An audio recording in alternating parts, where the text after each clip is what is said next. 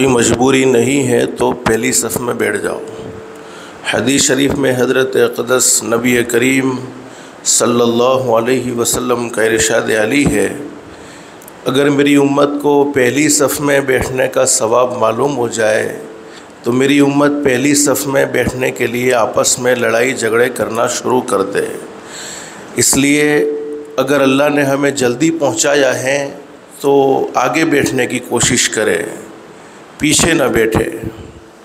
آج جمعہ کا مبارک دن ہے، رمضان المبارک کا 8واں روزہ ہے۔ اللہ سے دل سے دعا کر لو، جتنے دن غفلت میں گزر گئے اللہ ہم سب کو معاف فرمائے، اور جتنے دن باقی ہیں اللہ ہم سب کو ان کی قدردانی کی توفیق و سعادت نصیب فرمائے۔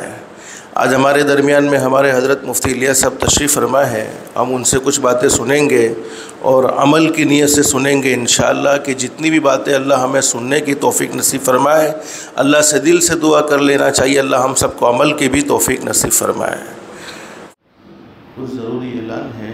ایک تو یہ ہے کہ مختلف مدرسوں سے، یعنی ہمارے علاقے کا گٹھامن کا بھی مدرسہ ہے، اسلام پورہ کا بھی مدرسہ ہے، مانگرول میں فیض القرآن، یہ مدرسوں سے چندے کے لیے آئے ہوئے ہیں، تعاون کرتے ہوئے جائیں۔ ایک اور ضرورت مند ہمارے جمعہ مسجد کے امام حضرت مولانا امین صاحب کی اجازت سے آئی ہوئی ہے، اس کا بھی تعاون کرتے ہوئے جائے۔ رمضان کا مبارک مہینہ ہے۔ دوسری ایک ضروری بات یہ کہنی ہے آپ کے سامنے کہ ہم سب کی یہ تمنا ہوتی ہے کہ ہمارا تعلق اللہ سے قائم ہو جائے۔ علماء فرماتے ہیں کہ تم برتن والوں کے پاس جاؤ گے تو تمہیں برتن ملیں گے، کھانا پینے کی چیزیں رکھنے والوں کے پاس جاؤ گے تو تمہیں کھانے پینے کی چیزیں ملیں گی، تم کپڑے والوں کے پاس جاؤ گے تو تمہیں کپڑا ملے گا، اسی طریقے سے تم اللہ والوں کے پاس جاؤ گے تو تمہیں اللہ مل جائے گا۔ ہونا تو یہ چاہیے تھا کہ ہم چل کر اللہ والوں کی خدمت میں اپنی اصلاح کے لیے جاتے، لیکن اللہ نے ہمیں ایک بہترین موقع عطا فرمایا ہے۔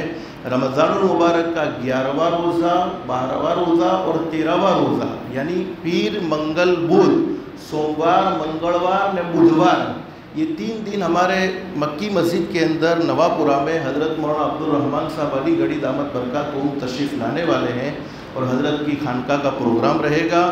بہت سے احباب ہیں جو نفلی اعتکاف کرنا چاہتے ہیں، وہاں ٹھہرنا چاہتے ہیں، تو ٹھہرنے والوں کے لیے سحری کھانے کا بھی انتظام ہے، افطاری کا بھی انتظام ہے، اور رات کے کھانے کا بھی انتظام کیا گیا ہے۔ تو تمام احباب سے درخواست ہے کہ اپنی اصلاح بہت ضروری ہے، اللہ والوں سے تعلق کا قائم ہونا بہت ضروری ہے۔ وقت کو فارغ کر کے حضرت کی مجلس میں ضرور شرکت فرمائیں، اور رات کے عشاء کے بعد کی حضرت کی اہم مجلس ہوگی تو اس میں بھی ضرور شرکت کریں گے انشاءاللہ۔ دوسری ایک بات یہ ہے کہ جیسے حضرت مفتی الیاس صاحب نے ہمارے سامنے زکوٰۃ کے اوپر بیان کیا، بہت بہترین باتیں بتلائی، اللہ ہم سب کو عمل کی توفیق نصیب فرمائے اور ہمیں اپنی صحیح زکوٰۃ ادا کرنے کی اللہ پاک توفیق و سعادت نصیب فرمائے۔ قرآن کریم میں بہت سے مقامات ایسے ہیں جہاں نماز اور زکوٰۃ کو ایک ساتھ ذکر کیا ہے، نماز پڑھو زکوٰۃ دو، نماز پڑھو زکوٰۃ دو۔ تو میں نے گزشتہ بھی آپ کو بتلایا تھا کہ ہماری زکوٰۃ صحیح ادا کب ہوگی؟ جب ہمیں زکوٰۃ ادا کرنے کا صحیح علم ہوگا۔ اللہ سے دل سے دعا کر لو اللہ ہمیں علم دین کی دولت سے مالا مال فرمائے۔ تو روزانہ بہت سے احباب ہمارے ظہر کے بعد جو درس قرآن کا سلسلہ ہوتا ہے اس میں بیٹھتے ہیں، جو لوگ بیٹھتے ہیں میری دل سے دعا ہے اللہ ان کے بیٹھنے کو قبول فرمائے، ان کی اولاد کو ان کی آنکھوں کی ٹھنڈک بنائے، اور ان کی اولاد کو علم دین سے مالا مال فرمائے۔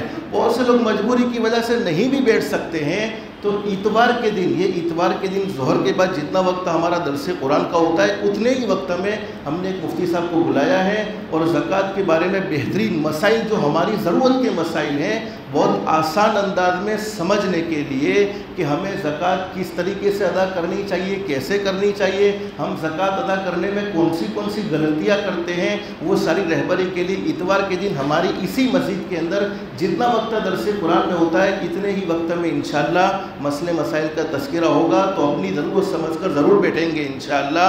جن پر زکوٰۃ واجب ہے وہ بھی بیٹھیں گے، نہیں واجب ہے علم کو سیکھ لینا چاہیے تاکہ ہم دوسرے کی رہبری کر سکے۔ بیٹھو گے انشاءاللہ۔ اللہ ہم سب کو علم دین کی دولت سے مالا مال فرمائے۔ جیسے مفتی صاحب نے ایک بات بڑی زبردست بتلائی کہ زکوٰۃ تو صرف کنجوسوں کے لیے ہے۔